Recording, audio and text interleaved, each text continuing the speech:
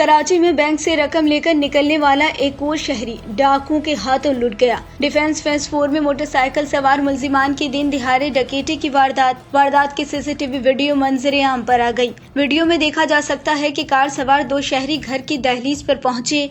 एक शहरी कार से बाहर निकला। कार के रुकते ही दो मोटरसाइकिलों पर सवार 4 मुल्जिमान भी पहुंच गए। दो मुल्जिमान ने मोटरसाइकिल से उतरकर कार सवार शहरी पर असलाह तान लिया। मुल्जिमान ने असलहे के जोर पर शहरी से 30 लाख रुपए की रकम लूट ली। वीडियो में देखा जा सकता है कि मुसल्लह दो डाकुओं ने शनाख्त छुपाने के लिए हेलमेट का इस्तेमाल किया, जबकि एक मुल्जिम ने मास्क पहना हुआ था। वीडियो में एक मुल्जिम का चेहरा भी वाज़ेह तौर पर देखा जा सकता है। वाकया गुज़िश्ता रोज डिफेंस फेज 4 कमर्शियल स्ट्रीट के करीब पेश आया था।